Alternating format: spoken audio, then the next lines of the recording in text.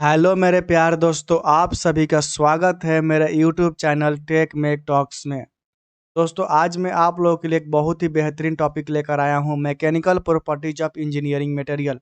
इससे रिलेटेड दोस्तों एग्जाम में क्वेश्चन पूछा ही जाता है। जैसे कि आप इसरो का उठा के देख लीजिए, बाहर का उठा के देख लीजिए दोस्तों, एनपीसीएल का उठा के देख लीजिए क्वेश्चन पेपर दोस्तों। SSC JE, even UP BRNL JE का, एचपीसीएल का कोई भी एग्जाम उठा कर देख लीजिए, इस टॉपिक से क्वेश्चन पूछा ही जाता है और बहुत लोग कंफ्यूज कर जाते हैं। तो चलिए दोस्तों, इस कंफ्यूजन को दूर करने के लिए इस वीडियो का स्टार्ट करते हैं बिना देरी किए हुए। तो दोस्तों, हम सबसे पहले हम समझेंगे कि इसमें हमारा क्या समझेंगे इसमें इलास्टिसिटी क्या होता है, प्लास्टिसिटी क्या होता है, डक्टाइलिटी क्या होता है, मेलिएबिलिटी क्या होता है, मटेरियल का ब्रिटलनेस क्या होता है, स्ट्रेंथ प्रॉपर्टी क्या होता है, और टफनेस क्या होता है प्रॉपर्टीज। ठीक है, मॉडुलस ऑफ टफनेस क्या होता है, स्ट्रेन एनर्जी क्या होता है, रेजिलियंस क्या होता है, मॉडुलस ऑफ रेजिलियंस क्या होता है, प्रूफ रेजिलियंस क्या होता है, और हार्डनेस क्या होता है, हार्डनेबिलिटी क्या होता है दोस्तों। ये दोस्तों समझने से पहले सबसे पहले हम समझनेंगे कि इंजीनियरिंग मटेरियल को as on the basis of extract technique दो प्रकार से इसको डिवाइड किया गया। एक है होता है क्रिस्टलाइन मटेरियल, दूसरा होता है नॉन क्रिस्टलाइन मटेरियल दोस्तों। नॉन क्रिस्टलाइन मटेरियल दोस्तों, क्रिस्टलाइन मटेरियल में क्या होता है, जो एटम जो होता है वो प्रॉपर मैनर में होता है, प्रॉपर एक अरेंज मैनर में होता है। ठीक है दोस्तों, पूरा एक अरेंज मैनर में होता है। ठीक है दोस्तों, इसमें जो होता है नॉन क्रिस्टलाइन मटेरियल में क्या होता है, नॉन अरेंज मैनर में होता है, नॉन अरेंज्ड अरेंज्ड मैनर में दोस्तों होता है एटम, डिसऑर्गेनाइज फॉर्म में होता है। इसमें जो एटम जो होता है वो डिसऑर्गेनाइज फॉर्म में होता है, लेकिन जो क्रिस्टल मटेरियल में क्या होता है वो ऑर्गेनाइज्ड फॉर्म में होता है एटम। इसलिए देखिए, और दोस्तों क्या होता है इसमें जो ये इसका इसको दोस्तों एक जनरली जो एक टर्म आता है एग्जाम में वो बोलते हैं चावर्टिकली। इसमें जो एटम जो होता है वो चावर्टिकली मैनर में होता है, चावर्टिकली मैनर में होता है जी दोस्तों। ठीक है, और क्रिस्टलाइन मेटल में क्या होता है दोस्तों, एटम जो होता है वो अरेंज मैनर में होता है, ऑर्गेनाइज फॉर्म में होता है, एक प्रॉपर मैनर में होता है दोस्तों। ठीक है, मैं आशा करता हूँ आप दोस्तों दोनों समझ गए होंगे। ठीक है, क्रिस्टलाइन मेटल कौन कौन सा होता है, तो जैसे कि आप एग्जाम्पल के तौर पर आयरन को ले सकते हैं, एल्युमिनियम को ले सकते हैं, कॉपर को ले सकते हैं, सिल्वर को ले सकते हैं, ईटीसी बहुत सारे और भी बहुत सारे हैं। उसके बाद नॉन क्रिस्टलाइन मेटल का दोस्तों देखिए, नॉन क्रिस्टलाइन मेटल में कौन का होता है, वुड होता है, ठीक है, ग्लास होता है, चारकोल होता है दोस्तों। ये जो ग्लास और चारकोल बहुत एग्जाम पॉइंट ऑफ व्यू से काफी इंपॉर्टेंट है, बहुत एग्जाम में पूछा जाता है। ठीक है दोस्तों, उसके बाद दोस्तों आप एक सेरामिक हो गया, ये सब क्या है, ये सब नॉन क्रिस्टलाइन मटेरियल है दोस्तों। आप मैं आशा करता हूँ आप समझ गए होंगे क्रिस्टलाइन मटेरियल क्या होता है, नॉन क्रिस्टलाइन मटेरियल क्या होता है। दोस्तों एक और मटेरियल होता है जो कि मेसोफॉर्मस होता है। मेसोफॉर्मस में क्या होता है, जो एटम का जो अरेंजमेंट होता है एक एक पार्टिकुलर डायरेक्शन में क्या होता है, ठीक होता है, ठीक है, सही होता है, लेकिन एक दूसरे डायरेक्शन में क्या होता है, एटम का अरेंजमेंट सही नहीं होता है। इससे एक देखिए, एक डायरेक्शन में क्या होगा, एटम जो अरेंज होगा वो पूरा ऑर्गेनाइज फॉर्म में होगा, ठीक है, और किसी दूसरे डायरेक्शन में क्या होगा, ऑर्गेनाइज फॉर्म में नहीं होगा। तो इस प्रकार का दोनों टाइप का जो बिहेवियर रखता है, इस टाइप का जो बिहेवियर रखने वाला मटेरियल को बोलते हैं मेसोफॉर्मस बोलते हैं, मेसोफॉर्मस बोलते हैं दोस्तों। ठीक है, इसका जो बेस्ट एग्जाम्पल होता है दोस्तों वो होता है माइका। आप एग्जाम में बहुत बार ये पूछा गया है कि मेसोफॉर्मस का जो एग्जाम्पल आप पूछा जाता है उसमें माइका देता है, और भी बहुत सारे एग्जाम्पल देता है, उसका आंसर क्या होगा, माइका होगा। ठीक है दोस्तों, ऐसे पूछा माइका कौन सा है, मेसोफॉर्मस, एमॉर्फस, ऐसा कुछ कर देता है। ये क्या है, मेसोफॉर्मस है दोस्तों। हम दोस्तों नॉन क्रिस्टलाइन मटेरियल को ही हम एमॉर्फस मटेरियल बोलते हैं, एमॉर्फस मटेरियल बोलते हैं दोस्तों, ध्यान में रखेंगे। ठीक है दोस्तों, मैं आशा करता हूँ कि आप समझ गए होंगे क्रिस्टलाइन क्या होता है, नॉन क्रिस्टलाइन क्या होता है, मेसोफॉर्मस क्या होता है। ठीक है दोस्तों, हम अब ये समझेंगे कि क्रिस्टलाइन मटेरियल को ही इंजीनियरिंग एप्लीकेशन के लिए क्यों यूज किया जाता है दोस्तों। ठीक है, तो चलिए हम दोस्तों समझते हैं। ये तो थोड़ा स्लाइड में गड़बड़ हो गया क्योंकि ये तो लास्ट में था। चलिए दोस्तों अब आ गया तो इसको सॉल्व कर लेंगे क्वेश्चन। सबसे पहले हम समझना क्या समझ रहे थे दोस्तों, कि क्रिस्टलाइन मटेरियल ही इंजीनियरिंग एप्लीकेशन में क्यों यूज करते हैं। क्रिस्टलाइन मटेरियल को यूज करने का सबसे बड़ा रीजन है कि क्रिस्टलाइन मटेरियल जो होता है, क्रिस्टलाइन मटेरियल जो होता है, ये जो होता है इसमें जो होता है लोड कैरिंग कैपेसिटी होता है, लोड को कैरिंग कैपेसिटी होता है। ठीक है दोस्तों, लोड को कैरिंग कैपेसिटी होता है, लोड को बियरिंग करने की कैपेसिटी होता है, लोड बियरिंग बियरिंग करने की कैपेसिटी होता है, और लोड को ट्रांसमिट करने की कैपेसिटी होता है दोस्तों, लोड को ट्रांसमिट करने की कैपेसिटी होता है। तीसरा होता है दोस्तों लोड को शेयर करने की कैपेसिटी होता है। ठीक है दोस्तों, शेयर करने की कैपेसिटी होता है। ये सब प्रॉपर्टीज होने के वजह से ही क्रिस्टलाइन मटेरियल को इंजीनियरिंग एप्लीकेशन में यूज होता है। ठीक है दोस्तों, इसीलिए इस मटेरियल को हम स्ट्रक्चर में भी यूज करते हैं। दोस्तों क्यों करते हैं इंजीनियरिंग एप्लीकेशन में क्रिस्टलाइन मटेरियल का यूज, हम आपको बता दिए विस्तार से, और स्ट्रक्चर में क्रिस्टलाइन मटेरियल को क्यों यूज करते हैं भी मैं विस्तार से बता दिया दोस्तों। अब दोस्तों एक क्वेश्चन और आता है एग्जाम में कि क्रिस्टलाइन मटेरियल का जो एटम का जो अरेंजमेंट होता है, जो एटम का जो अरेंजमेंट होता है मटेरियल में, वो किस प्रकार से हम किस टेक्निक के द्वारा हम देखते हैं दोस्तों। एक्सरे टेक्निक के द्वारा देखते हैं, एक्सरे डिफ्रेक्शन टेक्निक के द्वारा हम देखते हैं दोस्तों। ठीक है दोस्तों, ध्यान में रखेंगे। आप याद कर लीजिए, क्योंकि एग्जाम पॉइंट ऑफ व्यू से काफ़ी इंपॉर्टेंट है, बार-बार एग्जाम में पूछा जाता है। ठीक है दोस्तों। और एक क्वेश्चन और भी एग्जाम में आता है कि क्रिस्टलाइन मटेरियल में जो एटम का जो मूवमेंट होता है, वो किस प्रकार से होता है। तो सिर्फ सॉलिड की बात कर रहा हूँ दोस्तों। देखिए सॉलिड में टीनी पेंडुलम की तरह होता है दोस्तों। क्या होता है? टीनी पेंडुलम की तरह। ठीक है दोस्तों। To and forward forward motion, to and fro motion में होता है। और backward and forward motion, 3 type का मोशन होता है। ठीक है दोस्तों, ध्यान में रखेंगे। एग्जाम पॉइंट ऑफ व्यू से काफ़ी बार एग्जाम में पूछा गया। ठीक है दोस्तों। अब दोस्तों हम समझते हैं, एक क्वेश्चन जो दिया गया उसको पहले हम सॉल्व ही कर लेते हैं। The material having same elastic property, क्या इस देखिए यहाँ पर क्या बोला, सेम इलास्टिक प्रॉपर्टी होना चाहिए। ठीक है, इन ऑल द डायरेक्शन। तो इस टाइप के मटेरियल को हम कौन सा मटेरियल बोलेंगे? ठीक है दोस्तों, तो देखिए ये क्या बोला गया कि सेम इलास्टिक प्रॉपर्टी होना चाहिए और सभी डायरेक्शन में होना चाहिए। तो इस टाइप के जो मटेरियल का प्रॉपर्टी होता है उसको बोलते हैं हम आइसोट्रॉपिक मटेरियल बोलते हैं। ठीक है, बोलते हैं आइसोट्रॉपिक मटेरियल बोलते हैं दोस्तों। हम समझेंगे कि दोस्तों कि आइसोट्रॉपिक मटेरियल क्या होता है और एनिसोट्रॉपिक मटेरियल क्या होता है, नॉन आइसोट्रॉपिक मटेरियल क्या होता है, होमोजेनियस मटेरियल क्या होता है दोस्तों, हम सबको विस्तार से समझेंगे।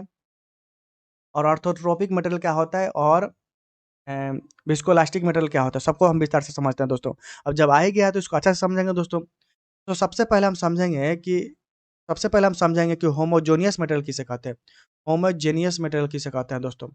होमोजेनियस मटेरियल में क्या होता है दोस्तों, आप किसी भी एक पार्टिकुलर पॉइंट पर देखिए, किसी भी पॉइंट ले लीजिए, किसी भी पॉइंट ले लीजिए, किसी भी पॉइंट ले लीजिए, किसी भी पॉइंट पर एक पार्टिकुलर डायरेक्शन में किसी भी पॉइंट में एक पार्टिकुलर डायरेक्शन में क्या होगा, इसका इलास्टिक कांस्टेंट जो होगा वो क्या होगा दोस्तों, सेम ही होगा। इलास्टिक कांस्टेंट क्या होगा, सेम होगा। आपसे क्या समझे तो दोस्तों होमोजेनियस मटेरियल से कि किसी भी पॉइंट पर एक पार्टिकुलर डायरेक्शन में इलास्टिक कांस्टेंट उस मटेरियल का क्या होगा, वो सेम होगा। इस टाइप का जो मटेरियल होगा उसको बोलेंगे होमोजेनियस मटेरियल बोलेंगे। ठीक है, माने ये क्या हुआ, डायरेक्शन डिपेंडेंट हो गया, माने एक ही डायरेक्शन में होना चाहिए उसका इलास्टिक कांस्टेंट सेम। ठीक है दोस्तों। अब इलास्टिक कांस्टेंट दोस्तों कौन-कौन सा होता है? तो ई हो गया मॉडुलस ऑफ इलास्टिसिटी, जी हो गया मॉडुलस ऑफ रिजिडिटी, और उसके बाद तीसरा हो गया बल्क मॉडुलस ऑफ इलास्टिसिटी, क्या हो गया म्यू हो गया, क्या है ये, पॉइजन रेशियो हो गया दोस्तों। ये सब क्या है, ये इलास्टिक कांस्टेंट हो गया। मैं आशा करता हूँ कि आप होमोजेनियस मटेरियल समझ गए होंगे। इसी प्रकार समझेंगे दोस्तों कि आइसोट्रोपिक मटेरियल क्या होता है। आइसोट्रोपिक मटेरियल क्या होता है? आइसोट्रोपिक मटेरियल वो मटेरियल होता है जिसमें आप किसी भी एक पार्टिकुलर पॉइंट पर सभी डायरेक्शन में क्या होगा उसका प्रॉपर्टी क्या होगा, इलास्टिक कांस्टेंट क्या होगा दोस्तों, सेम होगा। अगर इस टाइप का जो मटेरियल होगा उसको बोलेंगे आइसोट्रोपिक मटेरियल। आइसोट्रोपिक मटेरियल में क्या होता है दोस्तों, इलास्टिक कांस्टेंट सभी डायरेक्शन में क्या होगा, सेम होता है किसी भी पार्टिकुलर पॉइंट पर। ठीक है दोस्तों, इस टाइप का जो प्रॉपर्टी होगा उसको बोलेंगे आइसोट्रोपिक। इसका ठीक अपोजिट होता है दोस्तों एनी आइसोट्रोपिक, जिसको बोलते हैं नॉन आइसोट्रोपिक मटेरियल। उसमें क्या होगा दोस्तों, मान लीजिए उसमें क्या होगा, अलग अलग डायरेक्शन में क्या होगा दोस्तों, अलग अलग उसका इलास्टिक कांस्टेंट होगा। ये ई1 हो गया, ई2 हो गया, माने अलग-अलग डायरेक्शन में उसका इलास्टिक कांस्टेंट अलग होगा। तो इस टाइप का जो प्रॉपर्टी शो करेगा, उस टाइप का जो मटेरियल होगा, उसको बोलेंगे हम नॉन क्रिस्टलाइन मटेरियल बोलेंगे दोस्तों, नॉन क्रिस्टलाइन मटेरियल बोलेंगे। ठीक है दोस्तों? नॉन क्रिस्टलाइन बोलो सॉरी दोस्तों, नॉन आइसोट्रोपिक मटेरियल बोलेंगे, जिसको हम बोलते हैं एनिसोट्रोपिक मटेरियल बोलते हैं। ठीक है दोस्तों? इसका बेस्ट एग्जांपल है वुड। ठीक है दोस्तों? इसी प्रकार दोस्तों हम बात करेंगे ऑर्थोट्रोपिक मटेरियल क्या होता है। ऑर्थोट्रोपिक मटेरियल में दोस्तों क्या होता है, इसमें क्या होता है, एक पार्टिकुलर पॉइंट पर, ठीक है, किसी भी एक पार्टिकुलर पॉइंट पर क्या होता है, और 3 म्यूचुअली परपेंडिकुलर डायरेक्शन में, कि जैसे कि ये मान लीजिए पॉइंट ले लेते हैं आप,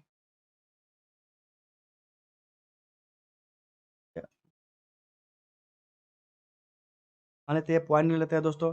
इस पॉइंट का थ्री एक दूसरे का 3 म्यूचुअल परपेंडिकुलर डायरेक्शन में क्या होगा, इसका प्रॉपर्टी जो इलास्टिक कांस्टेंट होगा वो डिफरेंट होगा। इस टाइप का जो प्रॉपर्टी शो करेगा, एक दूसरे से 90 डिग्री होना चाहिए दोस्तों, 90 डिग्री होना चाहिए। इस टाइप का जो प्रॉपर्टी शो करेगा, इस प्रॉपर्टी को बोलेंगे हम ऑर्थोट्रोपिक मटेरियल बोलेंगे। ऑर्थोट्रोपिक मटेरियल बोलेंगे दोस्तों। क्या कर मटेरियल बोल किस टाइप का मटेरियल बोलेंगे, ऑर्थोट्रोपिक मटेरियल बोलेंगे। ऑर्थोट्रोपिक मटेरियल में दोस्तों क्या होता है, किसी पर्टिकुलर पॉइंट पर वो एक दूसरे से 90 डिग्री डायरेक्शन में क्या होगा, डिफरेंट डिफरेंट बिहेवियर करता है, डिफरेंट उसका इलास्टिक कांस्टेंट होता है, तो उसको बोलेंगे ऑर्थोट्रोपिक मटेरियल बोलेंगे दोस्तों। आप आशा करता हूँ समझ गए होंगे।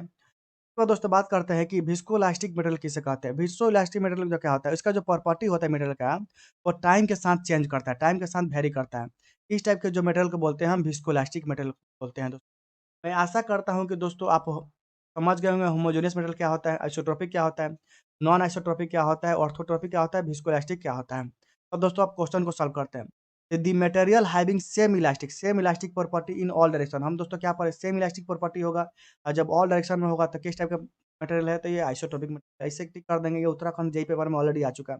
तो दोस्तों इस टॉपिक को आप आसानी में ले लीजिए, क्योंकि बहुत ही ज़्यादा क्वेश्चन पूछा जाता है एग्जाम में। तो दोस्तों मेरे साथ वीडियो में बने रहिए। यदि यदि आप चैनल पर नहीं होंगे तो चैनल को सब्सक्राइब जरूर कर लीजिए और बेल आइकन को जरूर दबा दीजिए, क्योंकि लेटेस्ट अपडेट पाने के लिए। ठीक है दोस्तों, चलिए अब दोस्तों बात करते हैं इलास्टिसिटी। दोस्तों इलास्टिसिटी क्या है, जब व्हेन वी अप्लाई, देखिए दोस्तों हम इसको समझेंगे। देखिए हम कोई भी पॉइंट को हमें एग्जांपल के थ्रू समझना बहुत ही आसान होता है दोस्तों। ठीक है, तो हम इसका एग्जांपल लेते हैं। ठीक है दोस्तों, मान लीजिए ये एक आपके पास एसिपेन स्पेसिमेन हो गया। ठीक है दोस्तों, इस पर हम क्या करते हैं, टेंसाइल लोड लगाते हैं। ठीक है दोस्तों, टेंसाइल लोड लगाते हैं और इस पर हम दो प्रकार के लोड लगा सकते हैं, कंप्रेसिव, टेंसाइल, दोनों। ठीक है, दोनों के एग्जांपल एक समझते हैं। देखिए दोस्तों, जब हम इस पर लोड अप्लाई करेंगे, ठीक है, लोड अप्लाई करेंगे तो ये क्या होगा, ये स्ट्रेच हो जाएगा। ये क्या होगा, ऐसे स्ट्रेच हो जाएगा। यदि देखिए अब हम स्ट्रेच होगा, अब जब ये लोड को हम जब हटा देंगे तो ये अपने ओरिजिनल पोजीशन पर आ जाएगा।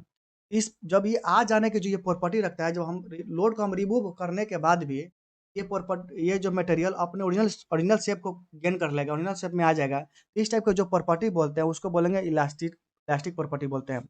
Elastic property of the material, इस टाइप के जो गुण होता है उसको बोलेंगे इलास्टिसिटी बोलते हैं। ठीक है दोस्तों, समझ गए। देखिए when we apply load on specimen that it may be stretch, या तो स्ट्रेच हो सकता है या कंप्रेस हो, डिपेंड करता है किस टाइप का हम लोड लगा रहे हैं। ठीक है, और जब हम लोड को रिमूव करते हैं तो कम टू ओरिजिनल पोजीशन, जब वो ओरिजिनल पोजीशन में आ जाए, इस टाइप का जो प्रॉपर्टी रखता है मटेरियल को उसको बोलते हैं इलास्टिसिटी। इस टाइप का जो मटेरियल होता है उसको बोलेंगे इलास्टिक मटेरियल बोलते हैं। हमने ये समझ गया है दोस्तों कि ये टेंसाइल लोड में समझ गए, उसी प्रकार दोस्तों हम कंप्रेसिव लोड में समझते हैं। तो इस पर हम कंप्रेसिव लोड लगाते हैं दोस्तों, तो ये क्या होगा, चिपक के इतनी हो जाएगा दोस्तों।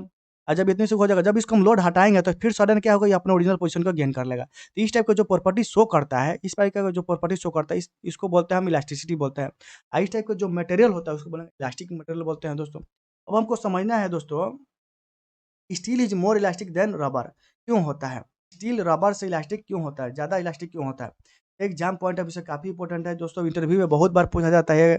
ठीक है दोस्तों, ये जो property, this property is necessary to use in tool and machine में यूज करने के लिए ये प्रॉपर्टी बहुत ही मायने रखता है। ठीक है दोस्तों, जहाँ पर मशीनिंग टूल का यूज होता है वहाँ पर इलास्टिसिटी बहुत ही अच्छा मायने रखता है। ठीक है, तब हम समझेंगे दोस्तों कि स्टील क्यों ज़्यादा इलास्टिक है रबर से। ठीक है, तो इसको एग्जाम्पल से समझना ज़्यादा आसान होता है। तो सबसे पहले दोस्तों ये मिटा देता हूँ जो मैंने भोंक भाग किया हूँ। ठीक है दोस्तों, 1 सेकेंड वेट दोस्तों, इसको थोड़ा मिटाने दीजिए। दोस्तों मैं आप लोगों को तो पता होगा कि हुक्स लॉ क्या होता है, स्ट्रेस और स्ट्रेन डायग्राम के बारे में आपको पता होगा, तब इसको अच्छा से समझ जाएंगे। ठीक है दोस्तों, आप देखिए हुक्स लॉ क्या कहता है। हुक्स लॉ कहता है stress is directly proportional to strain. ठीक है, जब इसको हम ये जो प्रोपोर्शनली हटाते हैं, अप टू इलास्टिक लिमिट, क्या अप टू प्रोपोर्शनल लिमिट होता है दोस्तों। हुक्स लॉ क्या कहता है, stress is directly proportional up to proportional limit. ठीक है दोस्तों, अप टू प्रोपोर्शनल लिमिट ध्यान रखेंगे। ठीक है दोस्तों, मैं जब आपको स्ट्रेस स्ट्रेन डायग्राम बताऊंगा तो उसमें मैं ये बताऊंगा कि इलास्टिक लिमिट क्या होता है, प्रोपोर्शनल लिमिट क्या होता है, यील्डिंग पॉइंट क्या होता है, अपर यील्डिंग क्या होता है, लोअर यील्डिंग क्या होता है और स्ट्रेन हार्डनिंग क्या होता है। सब कुछ उस वीडियो में डिस्कस करेंगे। फ्रैक्चर पॉइंट क्या होता है, अल्टीमेट स्ट्रेस पॉइंट क्या होता है, सब कुछ डिस्कस करूंगा जब मैं आपको स्ट्रेस स्ट्रेन डायग्राम। यहाँ पर फिलहाल आप समझ लीजिए। तो स्ट्रेस पर जब हम इसको प्रोपोर्शनल लिमिट हटाते हैं तो यहाँ पर क्या हो जाता है, आपको ई एक कांस्टेंट के रूप में आता है, जिसको बोलते हैं मॉडुलस ऑफ यंग मॉडुलस बोलते हैं या मॉडुलस ऑफ इलास्टिसिटी बोलते हैं। ठीक है दोस्तों, गुना स्ट्रेन। तो दोस्तों हमारे पास यहाँ से क्या मिला, बराबर हमको क्या मिल गया दोस्तों, स्ट्रेस बाई स्ट्रेन। ठीक है दोस्तों, ठीक है। अब दोस्तों यहाँ पर एक चीज़ समझने वाली बात है, अगर मेरा ये वैल्यू स्ट्रेन का वैल्यू बढ़ेगा तो ई का मान क्या होगा, घटेगा। ठीक है दोस्तों, दूसरी बात, अगर इसका मान घटेगा तो इसका ई का मान क्या होगा, बढ़ेगा। इतना तो आपको समझ में आ गया हो दोस्तों। दोस्तों ये जो ई होता है, जो मॉडुलस ऑफ इलास्टिसिटी होता है, ये क्या बताता है, ये बताता है कि कोई मेटल कितना वो स्ट्रेंथ है, कितना उसमें स्ट्रेंथ है। ठीक है, दूसरा ये बताता है वो कितना वो स्टीफ है, स्टीफनेस को मेजर करता है। स्टीफनेस दोस्तों क्या होता है, रेजिस्ट टू डिफ्लेक्शन और डिफॉर्मेशन, उसको ये मेजर करता है। ठीक है, दोस्तों तीसरा बताता है जितने ज़्यादा उसका मॉडुलस ऑफ इलास्टिसिटी होगा वो मटेरियल उतना ज़्यादा वो इलास्टिक होगा। ठीक है, तीन चीज़ बताता है। ठीक है दोस्तों, तो आपको इतना चीज़ पता हो गया, अब आप इसको आसानी से समझ जाएंगे। ठीक है दोस्तों, तो देखो दोस्तों, हम मान लेते हैं स्टील और रबर दोनों पर हम क्या करते हैं, सेम लोड अप्लाई करते हैं। क्या करेंगे, सेम लोड अप्लाई करेंगे, हम देखेंगे कि रबर जो होगा वो ज़्यादा स्ट्रेच हो जाएगा, ठीक है? और जो स्टील है वो कम स्ट्रेच हुआ, मतलब इसमें कम स्ट्रेन हुआ और रबर में क्या हुआ, ज़्यादा स्ट्रेन हो गया, ठीक है दोस्तों? तो हमने यहाँ पर क्या पढ़ा दोस्तों, जिसमें ज़्यादा स्ट्रेन हो जाएगा, अगर ज़्यादा स्ट्रेन हो जाएगा तो मॉडुलस ऑफ इलास्टिसिटी क्या होगा, उसका घट जाएगा। तो जब घट जाएगा तो मतलब क्या होगा, उसका इलास्टिसिटी क्या हुआ, वो इलास्टिक कम इलास्टिक है, ठीक है दोस्तों? ये इलास्टिक कांस्टेंट ही तो है, तो यही तो बताता है कि कितना मटेरियल इलास्टिक है, ठीक है? तो वो क्या होगा, इसका इलास्टिसिटी घट जाएगा, इसलिए रबर का क्या होता है, रबर का क्या होता है, इलास्टिसिटी कम होता है as compare to steel. Steel में क्या होता है दोस्तों, एज़ कम्पेयर टू इसके कंपेयर में लोड हम तो सेम लगाए हैं, एज़ कम्पेयर टू इसके, इसमें क्या होता है, स्ट्रेन कम होता है, तो जब स्ट्रेन कम होगा तो इस कंपेयर टू इसके क्या होगा, इसका जो ई का मान होगा वो बढ़ जाता है। तो बढ़ जाएगा मतलब मॉडुलस ऑफ इलास्टिसिटी बढ़ गया, मतलब क्या हुआ आपका, इसका इलास्टिसिटी बढ़ गया। इसलिए इसलिए जो स्टील जो होता है वो ज़्यादा इलास्टिक होता है रबर से। दोस्तों इंटरव्यू में काफ़ी ज़्यादा एग्जाम में पूछा जाता है, आप उसको अच्छा से समझा देंगे, मैं आशा करता हूँ। ठीक है दोस्तों। चलो दोस्तों हम समझेंगे कि प्लास्टिसिटी क्या होता है। प्लास्टिसिटी क्या होता है दोस्तों, इसको भी हम एग्जाम्पल से समझेंगे, ठीक है दोस्तों। ये हो गया मेरा एक स्पेसिमेन और इस पर हम टेंसाइल लोड लगा रहे हैं, ठीक है दोस्तों। हम एक एग्जांपल लेते हैं कंप्रेसिव लोड के लिए, ठीक है दोस्तों। ये मेरा कंप्रेसिव लोड हो गया दोस्तों। दोस्तों जब हम इस पर टेंसाइल लोड लगाएँगे तो ये क्या होगा दोस्तों, इस शेप में आ जाएगा दोस्तों, ये और पतला हो जाएगा, इसका क्रॉस सेक्शन एरिया और कम हो जाएगा। यदि दोस्तों ये जो हम लोड लगाए थे, यदि ये लोड हटाने के बाद फिर ये अपने ओरिजिनल शेप पर आ जाएगा, ओरिजिनल शेप पर नहीं आएगा, देखिए ओरिजिनल शेप पर आ जाएगा तो उसको क्या बोलते थे, इलास्टिसिटी। यदि ये ओरिजिनल शेप पर नहीं आता, इसी शेप में रह जाता है, इसी को बोलते हैं हम प्लास्टिसिटी। इसी टाइप का जो प्रॉपर्टी शो करता है मटेरियल, इसको बोलते हैं प्लास्टिसिटी ऑफ मटेरियल, ठीक है। इस टाइप का जो मटेरियल होता है उसको प्लास्टिक मटेरियल भी बोलते हैं दोस्तों। ये जनरली दोस्तों यूज होता है मेटल फॉर्मिंग में, मेटल फॉर्मिंग जहाँ पर हमको एक एक प्रोडक्ट से दूसरे प्रोडक्ट में उसको माने उसका शेप चेंज करना होता है। यहाँ पर उसका क्या करना पड़ता है, शेप को चेंज करना होता है, वहाँ पर ये प्लास्टिसिटी का गुण यूज होता है, ठीक है दोस्तों। उसी प्रकार दोस्तों मान लीजिए कंप्रेसिव लोड लगा रहे हैं, तो जब कंप्रेसिव लोड लगा रहे हैं तो ये क्या होगा, चिपक कितनी सुख हो जाएगा। अब देखिए, अब जब हम लोड को रिमूव करेंगे तो फिर ये अपने ओरिजिनल पोजीशन पर नहीं जाना चाहिए। अगर ये ओरिजिनल पोजीशन पर चला गया तो वो तो इलास्टिसिटी हो जाएगा। यदि नहीं गया तो इस टाइप का जो प्रॉपर्टी शो करता है उसको बोलते हैं प्लास्टिसिटी ऑफ मटेरियल, ठीक है। तो देखिए इट इज द एबिलिटी, ये क्या हो, ये हमेशा के लिए परमानेंट रिफॉर्म हो गया, परमानेंट इस फॉर्म से इस फॉर्म में डिफॉर्म हो गया, ठीक है दोस्तों। इसी को बोलते हैं, देखिए it is the ability of material under go large permanent deformation under the after removal of load. जब हम लोड को हटा देने के बाद भी ये मटेरियल क्या उस शेप में ही रह गया जिस हम उसको स्ट्रेच करके रखे, ठीक है, या जिस शेप में हम उसको दबा के रखे थे, ठीक है दोस्तों। तो इस टाइप का जो प्रॉपर्टी शो करेगा उसको बोलेंगे plasticity. This property is very necessary for metal forming, जैसे कि आप रोलिंग कर रहे हैं, प्रोसेस फोर्जिंग कर रहे हैं दोस्तों, स्टाम्पिंग कर रहे हैं, स्टाम्पिंग ऑफ कॉइन और अनऑर्नामेंटल, ये जो कुछ एग्जाम में बहुत आता है। स्टाम्प जो कॉइन पर क्या करते हैं, कौन सा प्रोसेस करते हैं, स्टाम्पिंग करते हैं, ठीक है। Stamping on coins in ornamental work, जो कि जो गहना वहना जो बनता है ना ऑर्नामेंटल, वो उसको बोलते हैं ऑर्नामेंट। तो उस पर क्या होता है दोस्तों, मान लीजिए कि मान लीजिए क्या होता है दोस्तों, ये आप मान लीजिए आपके पास ये मान लीजिए आप कोई अंगूठी बना रहे हैं, देखिए देखो उस पर भी डिज़ाइन रहता है दोस्तों। अगर वो डिज़ाइन क्या होगा, वो प्लास्टिकली डिफ़ॉर्म नहीं होगा तो दोस्तों क्या होगा, फिर अपने ओरिजिनल पोज़ीशन में आएगा तो फिर हो ही नहीं पाएगा। तो प्लास्टिसिटी का वहाँ पर यूज़ होता है जहाँ पर हम एक शेप से दूसरे शेप में हमको चेंज करना होता है, ठीक है, हमेशा के लिए। वहाँ पर क्या होता है, वो प्लास्टिसिटी होता है, ठीक है। इसका जनरली यूज़ होता है जैसे प्रोडक्शन में यूज़ होता है, जहाँ पर हमें एक शेप से दूसरे शेप में चेंज करना होता है, डिफ़ॉर्म करना होता है, ठीक है। अब दोस्तों समझेंगे कि डक्टिलिटी क्या होता है, ठीक है दोस्तों। डक्टिलिटी को समझेंगे, it is defined as the property of material by virtue of undergo large permanent deformation under the action of load. दोस्तों यहाँ पर क्या ध्यान में रखना है, large permanent deformation under the action of tensile load, tensile load, ठीक है। ये दोस्तों ध्यान में रखना है, यहाँ पर कौन सा लोड लग रहा है दोस्तों, टेंसाइल लोड। यहाँ पर जो डिफॉर्मेशन हो रहा है वो अगेंस्ट टेंसाइल लोड का अगेंस्ट दोस्तों, इसको बोलेंगे हम डक्टिलिटी। इस टाइप का जो प्रॉपर्टी होता है मटेरियल को उसको बोले डक्टिलिटी मटेरियल बोलते हैं। एक और डिफिनेशन है दोस्तों, समझेंगे हम, it is the property of material which can be drown into wire. Material का वह प्रॉपर्टी जिसको हम वायर के रूप में ड्राव कर सकते हैं, प्रॉपर्टी को भी बोलते हैं हम डक्टिलिटी दोस्तों। ध्यान में रखेंगे, ठीक है। हम दोस्तों समझेंगे कि डक्टिलिटी और मेलेबिलिटी में अंतर क्या होता है, ठीक है। अब बस इसको समझिए, उसके बाद आप आसानी से समझ जाएंगे कि डक्टिलिटी और मेलेबिलिटी में क्या डिफरेंस है, ठीक है दोस्तों। When we apply tensile load on duct, देखिए दोस्तों एक हम एग्जांपल के तौर पर समझते हैं इस पर दोस्तों। ये हम मटेरियल पर जब हम टेंसाइल लोड लगाएंगे तो ये क्या होगा दोस्तों, ये मटेरियल इतना इसका क्रॉस सेक्शन एरिया, अब इसका क्रॉस सेक्शन एरिया क्या होगा, घट जाएगा दोस्तों। ये इतना क्रॉस सेक्शन जब इस पर हम टेंसाइल लोड लगाएंगे, ठीक है। सर दोस्तों क्या होगा, क्रॉस सेक्शन एरिया क्या होगा, मेरा घट गया। और जो ये इसका हम जो क्रॉस सेक्शन एरिया क्या होगा, इसका लेंथ क्या इलोंगेशन, इसमें परसेंटेज इलोंगेशन क्या हो गया, बढ़ गया, ठीक है। लेकिन इसका क्रॉस सेक्शन में क्या होगा, रिड्यूस होगा। इस टाइप का जो प्रॉपर्टी शो करता है, ये जो बोलते हैं इसको क्या बोलेंगे, डक्टिलिटी बोलते हैं। तो जो मटेरियल जितना ज़्यादा इलोंगेट होगा वो मटेरियल उतना ज़्यादा डक्टिलिटी है। इसी बात है दोस्तों। यहाँ पर देखिए, when we apply tensile load on ductile material, it stretch longitudinally क्या हो रहा है, स्ट्रेच हो रहा है, and reduce it cross section area. इसका क्रॉस सेक्शन एरिया क्या हो रहा है, रिड्यूस हो रहा है। देखिए दोस्तों, ये इतना ज़्यादा इसका क्रॉस सेक्शन एरिया था, जब इसको स्ट्रेच किया तो इतना क्रॉस सेक्शन एरिया हो गया। जिस मटेरियल का जितना कम क्रॉस सेक्शन एरिया बचेगा स्ट्रेच उतना ज़्यादा वो डक्टाइल मटेरियल है। और जो मटेरियल जितना ज़्यादा वो इलोंगेट होगा उतना ज़्यादा वो डक्टाइल मटेरियल है। तो देखिए दोस्तों, परसेंटेज इलोंगेशन मोर देन, देखिए यहाँ पर दोस्तों ये गलती लिख दिया हूँ, ये थोड़ा नहीं होगा दोस्तों, 5%। मोर देन 5% यदि देखिए, जब परसेंटेज इलोंगेशन मोर देन 5% होगा तो वो मटेरियल क्या होगा, डक्टाइल मटेरियल होगा। अगर लेस देन 5 मटेरियल होगा क्या होगा, वो ब्रिटल मटेरियल होगा दोस्तों।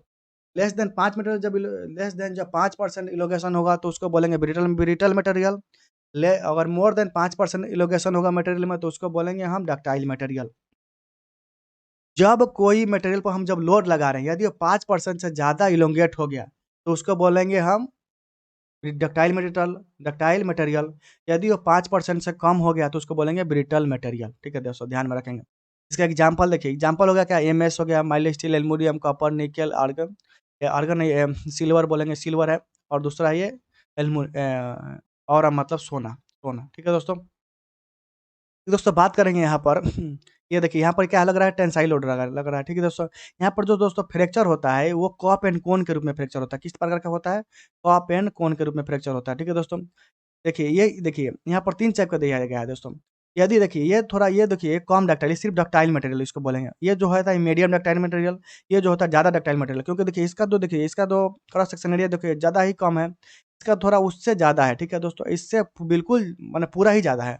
ये जो है क्या, ये जो मटेरियल क्या है, ये डक्टाइल मटेरियल है, ये मीडियम डक्टाइल मटेरियल, ये जो है वेरी डक्टाइल मटेरियल। जिसका क्या है, जो मटेरियल ज़्यादा ही इलोंगेट होगा, जिसका क्रॉस सेक्शन एरिया उतना रिड्यूस होगा, वो उतना ज़्यादा वो डक्टाइल मटेरियल है।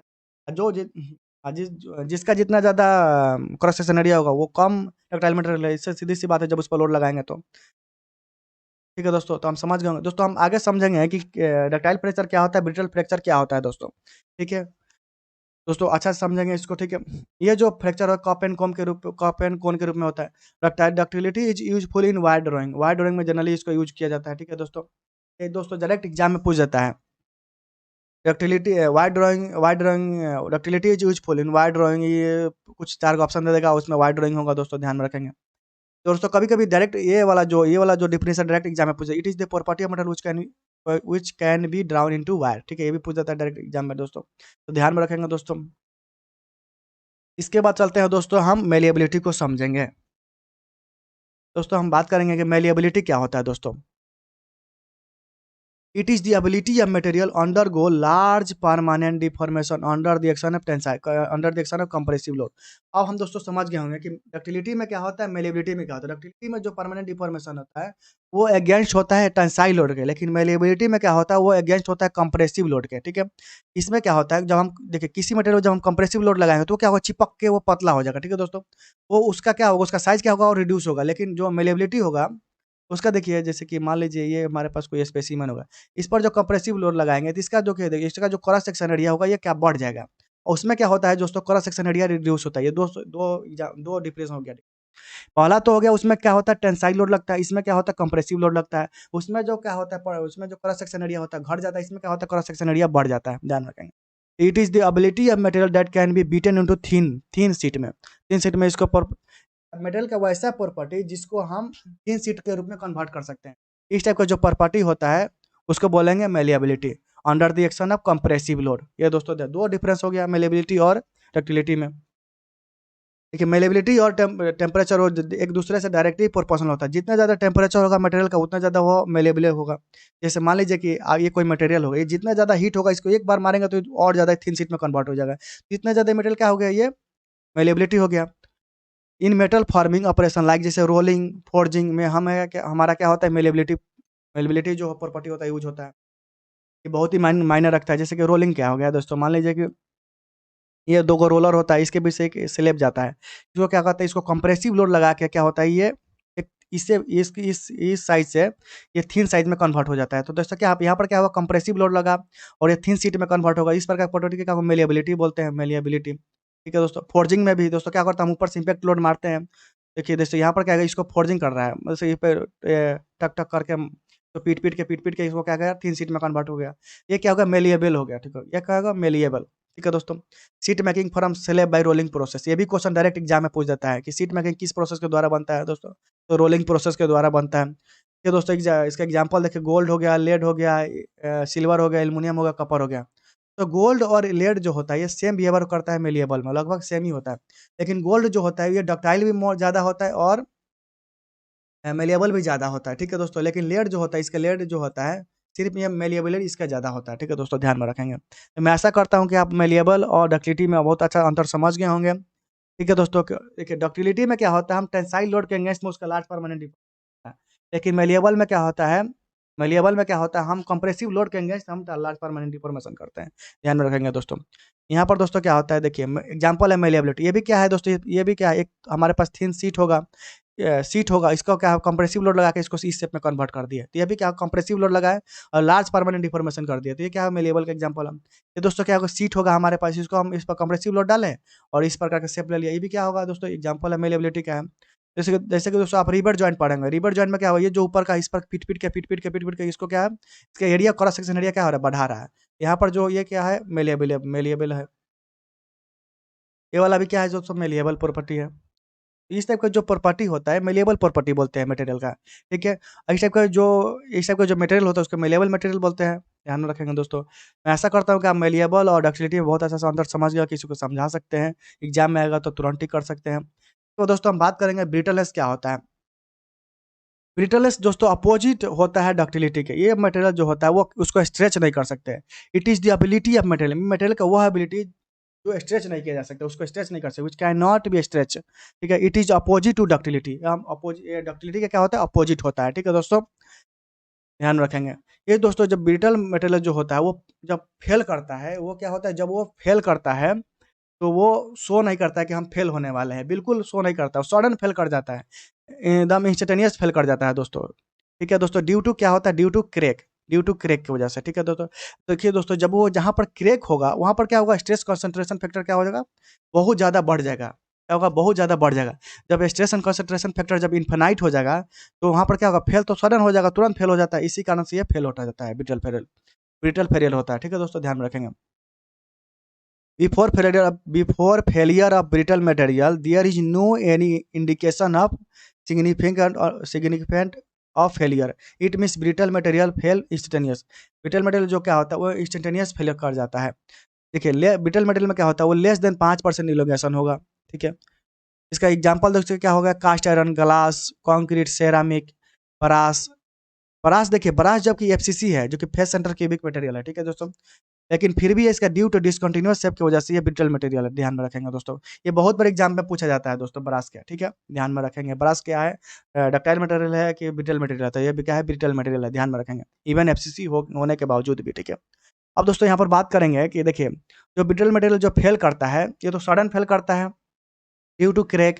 क्रैक जब होगा तो क्या होगा, वो स्ट्रेस कंसंट्रेशन फैक्टर काफ़ी हाई हो जाता है, इन्फिनाइटली हो जाता है, इसलिए वो सडन फेल कर। दोस्तों हम आगे एक वीडियो बनाऊंगा जिसमें फेलियर से रिलेटेड, ठीक है, उसमें आपको बताऊंगा फटीग क्या होता है, फटीग फेलियर क्या होता है, क्रीप क्या होता है, क्रीप फेलियर क्या होता है, और डक्टाइल फ्रैक्चर क्या होता है, ब्रिटल फ्रैक्चर क्या होता है, दोनों में डिफरेंस बहुत अच्छा बताऊंगा, ठीक है। दोस्तों देखिए यहाँ पर क्या है, ये जो फेल हुआ, ये क्या हुआ, ये जो फेल हुआ, सडन फेल हुआ, इसको बोलते हैं क्लेवेज फ्रैक्चर बोलते हैं, क्लेवेज फ्रैक्चर बोलते हैं। इस टाइप का जो फेलियर होता है उसको बोलते हैं क्लेवेज फ्रैक्चर। तो हम 90 डिग्री, इस टाइप का जो 90 डिग्री, जैसे ये लोड हमारा लगा रहे हैं, इसके बीच का जो फ्रैक्चर और इसके बीच का जो डिफरेंस, ये सब इस प्रकार के जो फ्रैक्चर को बोलते हैं हम क्लेवेज फ्रैक्चर बोलते हैं दोस्तों। इसमें भी दोस्तों टेंसाइल लोड लग रहा है, इसमें भी दोस्तों क्या लग रहा है, टेंसाइल लोड लग रहा है। देखिए दोस्तों डक्टाइल फ्रैक्चर और ब्रिटल फ्रैक्चर एक दूसरे का अपोजिट हो जाता है। देखिए इसमें जो कि इसमें भी टेंसाइल लोड लग रहा है, इसमें भी टेंसाइल लोड लग रहा है, लेकिन इसमें जो फ्रैक्चर हो जाए वो 90 डिग्री का फ्रैक्चर हो जाए, इसमें जो हो रहा है वो इसमें जो हो रहा है दोस्तों 45 डिग्री का फ्रैक्चर हो रहा है। तो ये जो फ्रैक्चर है कॉप एंड कोन के रूप में हो रहा है, ये जो फ्रैक्चर है क्लेवेज रूप में फ्रैक्चर हो रहा है, ठीक है दोस्तों, ध्यान में रखेंगे। अब दोस्तों हम बात करेंगे स्ट्रेंथ क्या होता है। It is the maximum it is the maximum resistance offered by a material before fracture under the load is known as strength, ठीक है। देखिए जब फ्रैक्चर होने से पहले कोई मटेरियल कितना रजिस्ट कर सकता है, कितना रजिस्ट करता है उस मटेरियल को, उतना वो स्ट्रेंथ। वो फ्रैक्चर होने से पहले कितना वो उस फ्रैक्चर होने को रेजिस्ट कर रहा है, उसका उतना ही स्ट्रेंथ है, ठीक है? तो उसको बोलते हैं स्ट्रेंथ बोलते हैं। मान लीजिए कोई मटेरियल हो गया, ये टूटने से पहले कितना इस मटेरियल को अपोज कर रहा है टूटने को, मतलब ये टूटने नहीं दे रहा है, ठीक है? नहीं बोलता है क्या बोलूँगा इसको दोस्तों, मान लीजिए कि दोस्तों एग्जांपल के रूप में ये कोई मटेरियल होगा, ठीक है? ये फ्रैक्चर होने से पहले ये कितना फ्रैक्चर को ये अपोज कर रहा है, रेजिस्ट कर रहा है, उसको बोलेंगे दोस्तों स्ट्रेंथ बोलेंगे। जिस मटेरियल जितना ज़्यादा अपोज करेगा वो फ्रैक्चर को, वो मटेरियल उतना ज़्यादा स्ट्रेंथ होगा, ठीक है? उसका उतना ही ज़्यादा स्ट्रेंथ होगा। दोस्तों जब हम डिज़ाइन करते हैं तो हम 2 मटेरियल यूज़ करते हैं, एक डक्टाइल होता है, एक ब्रिटल होता है, ठीक है? तो जब डक्टाइल मटेरियल का जब यूज़ करते हैं डिज़ाइन में, तो वहाँ पर हम यील्ड पॉइंट को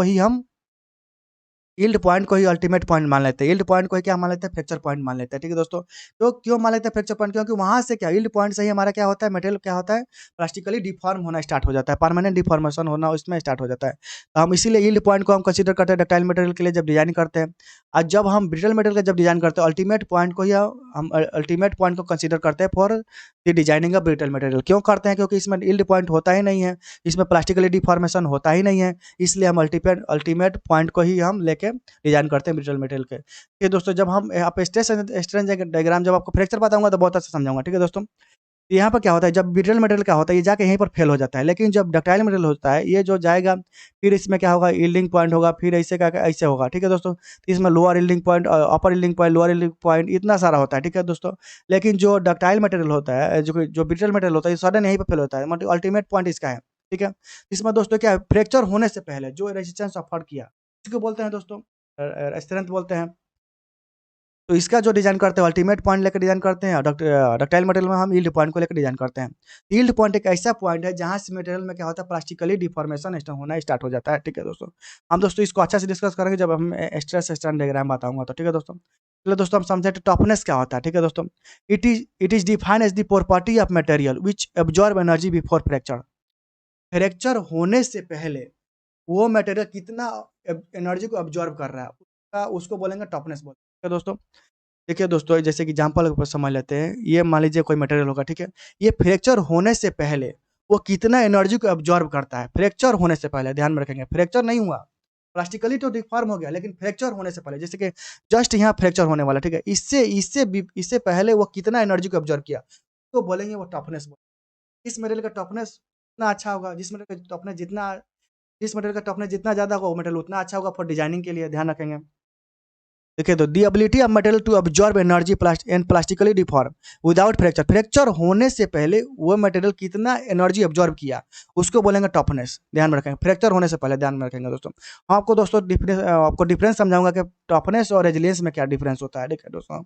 ठीक है, देखिए दोस्तों हम जब ब्रिटल में देखिए दोस्तों क्या होता है, ब्रिटल मटेरियल को इसलिए हम डिजाइन पर्पज के लिए, साइक्लिंग लोडिंग के लिए नहीं लेते हैं, क्योंकि देखिए दोस्तों इसका क्या है, ये हो गया टफनेस, इसमें क्या है टफनेस कम है, ये होता है मेरे डक्टाइल मटेरियल के लिए होता है दोस्तों, डक्टाइल मटेरियल, इसलिए हम दोस्तों this property is very desirable in case of cycling loading, dynamic loading, shock loading, impact loading. दोस्तों ये जो प्रॉपर्टी होता है जहाँ पर हमको साइक्लिंग लोडिंग चाहिए, डायनेमिक लोडिंग चाहिए, शॉक लोडिंग चाहिए, इम्पैक्ट लोडिंग चाहिए, वहाँ पर डिजाइनिंग पर्पज के लिए टफनेस बहुत ही इंपॉर्टेंट रोल निभाता है, टफनेस प्रॉपर्टी ऑफ मटेरियल बहुत ही इंपॉर्टेंट रोल निभाता है। जो डक्टिलिटी होता है, डक्टिलिटी होता है, जो डक्टाइल मटेरियल होता है, जो डक्टाइल मटेरियल उसका जो मॉडुलस ऑफ टफनेस होता है वो काफ़ी ज़्यादा होता है, ठीक है? इसलिए हम डक्टाइल मटेरियल को ही यूज़ करते हैं for the designing purpose of, जहाँ पर हमको साइक्लिंग लोडिंग लगता है, डायनेमिक लोडिंग लगता है, डायनेमिक लोडिंग लगता है, शॉक लोडिंग लगता है, इम्पैक्ट लोडिंग लगता है, वहाँ पर क्या लगता है हम डक्टाइल मटेरियल को ही यूज़ करते हैं फॉर डिजाइनिंग पर्पज लिए, क्योंकि उसका मॉडुलस ऑफ टफनेस क्या होता है, ज़्यादा होता है। हम दोस्तों समझेंगे कि मॉडुलस ऑफ टफनेस क्या होता है दोस्तों। मॉडुलस ऑफ टफनेस दोस्तों क्या होता है, मॉडुलस ऑफ टफनेस कुछ नहीं होता है, मॉडुलस ऑफ टफनेस होता है टफनेस पर यूनिट वॉल्यूम, टफनेस पर यूनिट वॉल्यूम, उसको बोलते हैं modulus of toughness. Area under stress strain diagram को भी बोलते हैं मॉडुलस ऑफ टफनेस, ठीक है? तो देखिए दोस्तों यहाँ पर हम ब्रिटल मेटल का देखते हैं, ये हमारा एरिया हो गया, इसका मॉडुलस ऑफ टफनेस तो बहुत कम हुआ दोस्तों, क्या बहुत ही कम हुआ, लेकिन डक्टाइल मटेरियल का देखिए क्या है, मॉडुलस ऑफ टफनेस काफ़ी ज़्यादा है। इसलिए हम डक्टाइल मटेरियल को फॉर द डिजाइनिंग पर्पज के लिए यूज करते हैं, जहाँ पर साइक्लिंग लोडिंग लगने वाला है, जहाँ पर शॉक लोडिंग लगने वाला है, इम्पैक्ट लोडिंग लगने वाला है, इसलिए हम डक्टाइल मटेरियल को यूज करते हैं फॉर द डिजाइनिंग पर्पज के लिए, ठीक है? तो मॉडुलस ऑफ टफनेस आप समझ गए, टफनेस पर यूनिट वॉल्यूम और area under stress strain diagram is called modulus of toughness, ध्यान रखेंगे। तो टफनेस क्या है, energy absorbing capacity of material before fracture, fracture होने से पहले फ्रैक्चर होने से पहले जो मटेरियल में जितना एनर्जी एनर्जी एब्जॉर्बिंग कैपेसिटी है उसी को बोलते हैं हम टफनेस बोलेंगे। ठीक है दोस्तों, ध्यान में रखेंगे। आगे चलिए दोस्तों हम समझते हैं। देखिए दोस्तों, मॉडुलस ऑफ टफनेस हमें बता दिया कि टफनेस पर यूनिट वॉल्यूम होता है। तो the area under station diagram is called modulus of toughness. तो मॉडुलस ऑफ टफनेस क्या होता है दोस्तों? मॉडुलस ऑफ टफनेस, टफनेस क्या होता है दोस्तों? टफनेस पर यूनिट वॉल्यूम, टफनेस पर यूनिट वॉल्यूम। ठीक है दोस्तों, इसको क्या टफनेस क्या होता है? तो energy absorbing capacity of material before fracture, energy absorbing capacity of material before fracture, fracture होने से पहले कितना एनर्जी एब्जॉर्ब कर लिया पर यूनिट वॉल्यूम, उसको बोलेंगे modulus of toughness. Modulus of, देखिए दोस्तों यहाँ पर लिखा है ductile material has higher value of modulus of toughness as compare to brittle material. इसलिए हम क्या करते हैं, डक्टाइल मटेरियल को फॉर द डिजाइनिंग पर्पज के लिए यूज करते हैं। जहाँ पर साइक्लिंग लोडिंग लगने वाला है, जहाँ पर डायनेमिक लोडिंग लगने वाला है, जहाँ पर शॉक लोडिंग लगने वाला है, इम्पैक्ट लोडिंग लगने वाला है, वहाँ पर हम क्या करते हैं, हम डक्टाइल मटेरियल का यूज करते हैं। ठीक है दोस्तों, यहाँ पर दोस्तों आप ग्राफ के थ्रू भी समझ सकते हैं। देखिए इसका मॉडुलस ऑफ टफनेस क्या होगा, यही ना होगा दोस्तों। तो ब्रिटल मटेरियल का क्या मॉडुलस ऑफ टफनेस क्या है? कम है। लेकिन जब क्या कम है, लेकिन डक्टाइल मटेरियल क्या है? ये जो दोस्तों ये क्या है? डक्टाइल मटेरियल हो गया। ये जो डक्टाइल मटेरियल का देखिए मॉडुलस ऑफ टफनेस कितना है? ये जो पूरा मॉडुलस ऑफ टफनेस, इसका मॉडुलस ऑफ टफनेस ज़्यादा होता है। इसलिए हम देखिए मॉडुलस ऑफ टफनेस जो जितना ज़्यादा होगा उतना एनर्जी अब्जॉर्ब करेगा बिफोर फ्रैक्चर, उतना अच्छा है मटेरियल के लिए। ठीक है दोस्तों, आप, मैं आशा करता हूँ आप समझ गए होंगे कि मॉडुलस ऑफ टफनेस क्या होता है, टफनेस क्या होता है, और हम क्यों यूज करते हैं डक्टाइल मटेरियल को एज ए डिजाइनिंग पर्पज के लिए। ठीक है दोस्तों, अब दोस्तों हम बात करेंगे कि रेस्टोरेंट एनर्जी किसे कहते हैं। It is the ability of material which absorb energy when it is strain. जब हम किसी मटेरियल को जब हम स्ट्रेन करते हैं उसमें कितना वो एनर्जी ऑब्जॉर्ब करता है, वो जो एनर्जी ऑब्जॉर्ब करता है उसी को बोलते हैं स्ट्रेन एनर्जी बोलते हैं। It is the ability of material which absorb energy when, जब मटेरियल को हम स्ट्रेन करते हैं, मान लीजिए मटेरियल को इसको हम जब स्ट्रेन लोड लगा के इसको स्ट्रेन करेंगे तो इसमें कितना एनर्जी ऑब्जॉर्ब होगा उसी को बोलते हैं हम स्ट्रेन एनर्जी बोलते हैं। जो एनर्जी इसमें ऑब्जॉर्ब होगा उसी को बोलेंगे स्ट्रेन एनर्जी बोलेंगे। तो स्ट्रेन एनर्जी बराबर नथिंग बट कुछ क्या होता है, ये क्या होता है? एवरेज एवरेज एवरेज लोड गुने डिफॉर्मेशन, इसको बोलते हैं क्या बोलते हैं? हम स्ट्रेन एनर्जी बोलते हैं। ठीक है, area under load base deformation diagram, area under क्या होता है? लोड बेस डिफॉर्मेशन डायग्राम, ये क्या है मेरा? स्ट्रेन एनर्जी, इसी को बोलेंगे क्या बोलेंगे? स्ट्रेन एनर्जी बोलेंगे दोस्तों। एवरेज लोड गुने डिफॉर्मेशन दिखाते हैं यहाँ पर, इसका क्या हो जाएगा दोस्तों? हम एवरेज लोड क्या मेरा क्या हो जाएगा? 1/2 गुने पी गुने ये क्या डिफॉर्मेशन ये हो गया मेरा, तो ये मेरा क्या होगा? स्ट्रेन एनर्जी हो जाएगा।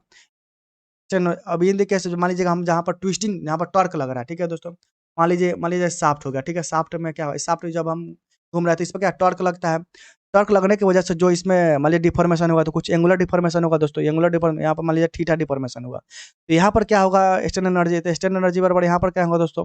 यहाँ पर क्या 1/2, यहाँ पर जो लोड है वो क्या है? लोड किस रूप में लग रहा है? टॉर्क के रूप में लग रहा है। यहाँ पर डिफॉर्मेशन जो हो रहा है वो एंगुलर डिफॉर्मेशन हो रहा था, यहाँ पर एंगुलर स्ट्रेन। ये कितना हो जाएगा इसका stand energy in the case of torsion के रूप में? तो 1/2 गुना टी गुना थीटा, ये क्या हो गया मेरा? Stand energy for the torsion, जहाँ पर हमारा ट्विस्टिंग मोमेंट लग रहा है, टॉर्क लग रहा है। ठीक है दोस्तों, मैं आशा करता हूँ आप समझ गए होंगे स्ट्रेन एनर्जी क्या होता है। तो स्ट्रेन एनर्जी कुछ नहीं होता है, जब हम मटेरियल को जब मटेरियल को जब हम स्ट्रेन करते हैं उसके एनर्जी जो उसके अंदर जो एनर्जी अब्जॉर्ब होता है उसको बोलते हैं हम स्ट्रेन एनर्जी बोलते हैं दोस्तों, ध्यान में रखेंगे। ठीक है, अब दोस्तों हम समझेंगे कि रेजिलियंस क्या होता है, रेजिलियंस क्या होता है, प्रूफ रेजिलियंस क्या होता है, मॉडुलस ऑफ रेजिलियंस क्या होता है दोस्तों, ध्यान में समझ।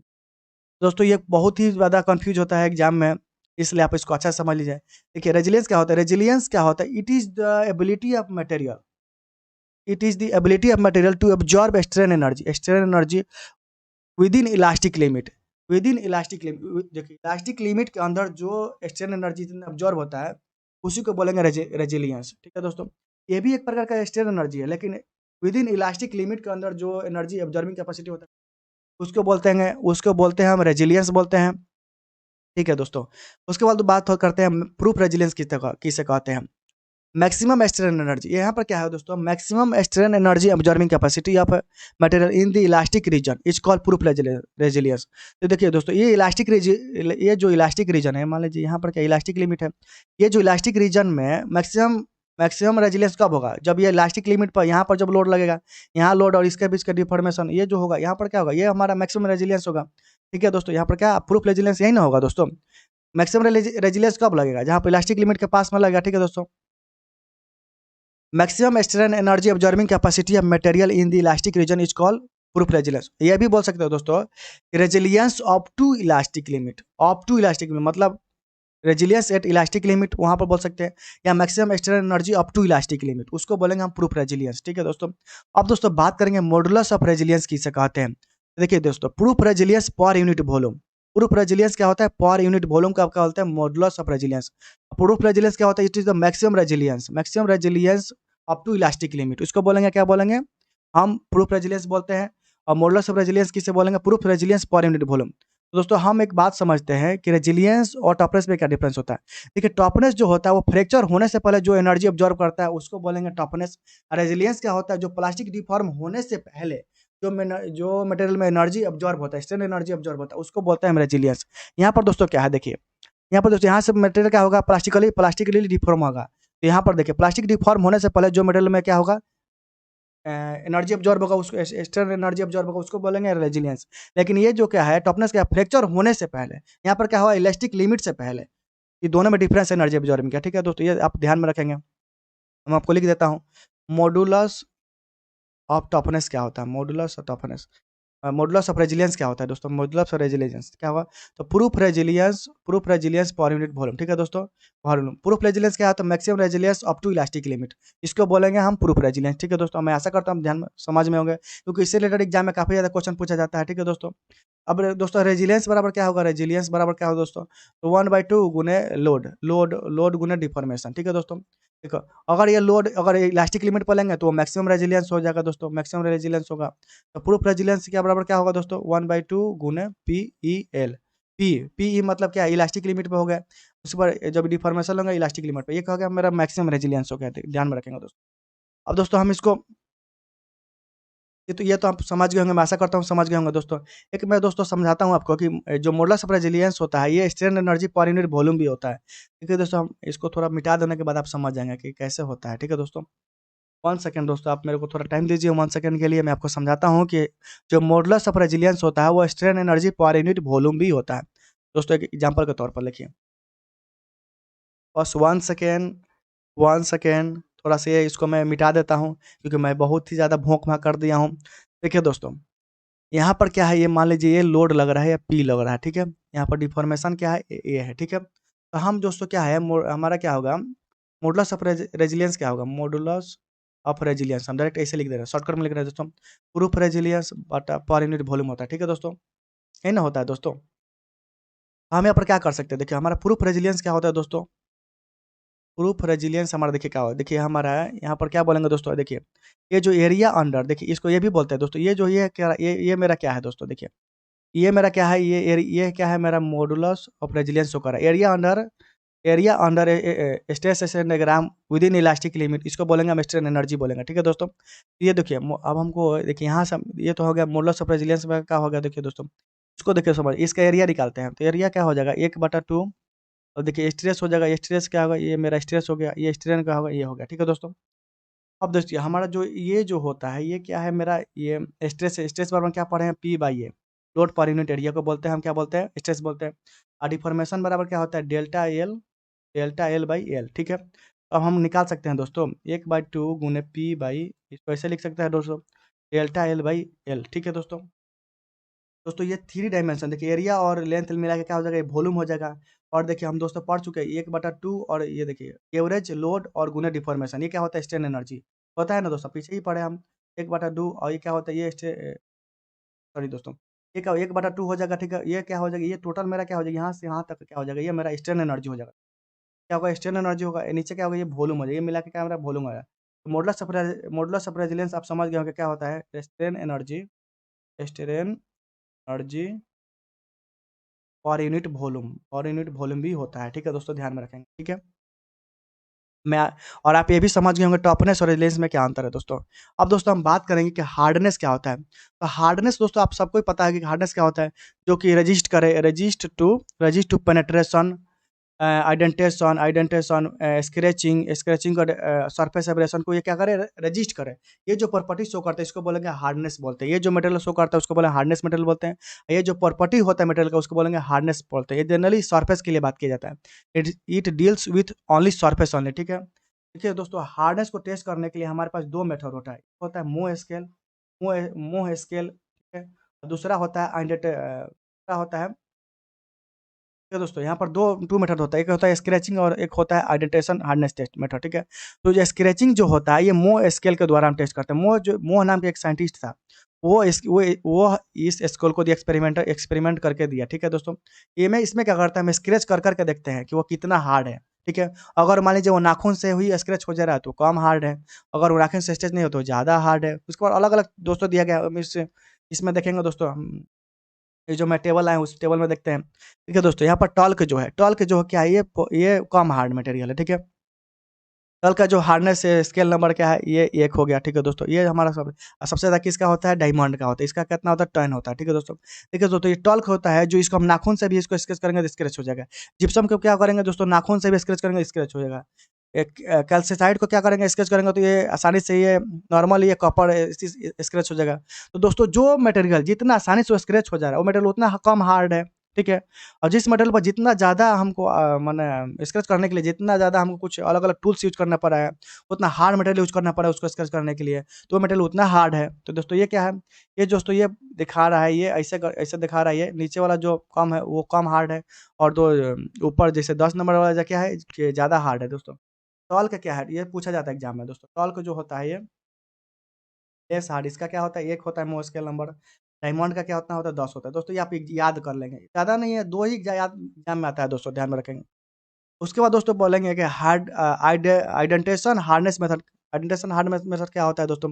ये दोस्तों ये 4 प्रकार का होता है। एक होता है रॉकवेल हार्डनेस टेस्ट होता है, एक होता है ब्रिनल हार्डनेस टेस्ट, दूसरा होता है हमारा फिकर पिरामिड हार्डनेस टेस्ट होता है, चौथा होता है हमारा नूप हार्डनेस टेस्ट होता है दोस्तों।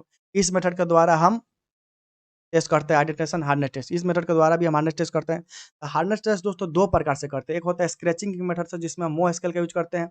दूसरा होता है आइडेंटिफिकेशन जिसमें हम पेनिट्रेट करके टेस्ट करते हैं कि वो कितना पेनिट्रेशन हुआ है, ठीक है। ये 4 प्रकार का होता है दोस्तों। एक होता है व्हीकर पिरामिड हार्डनेस टेस्ट, दूसरा होता है रॉकवेल हार्डनेस टेस्ट, तीसरा होता है ब्रिटल और चौथा होता है नूप हार्डनेस टेस्ट। ध्यान में रखेंगे दोस्तों, ठीक है। अब दोस्तों ये जो कितने प्रकार का जो टेस्ट होता है, कैसे टेस्ट करते हैं, इसको मैं एक अलग वीडियो बनाऊँगा दोस्तों, उसको आप उसमें आप आसानी से समझ जाएँगे, ठीक है दोस्तों। यदि आप दोस्तों कोई भी देखिए, किसी भी एग्ज़ाम का प्रिपरेशन करते हैं जिसमें टेक्निकल पूछा जाता है, तो इस चैनल को सब्सक्राइब ज़रूर कर लीजिए। अब दोस्तों चलते हैं, हम बात करते हैं हार्डनेबिलिटी क्या होता है। दोस्तों हम समझेंगे कि हार्डनेस और हार्डनेबिलिटी में क्या अंतर है, इसमें इंटरव्यू में काफ़ी ज़्यादा ये पूछा जाता है, ठीक है दोस्तों।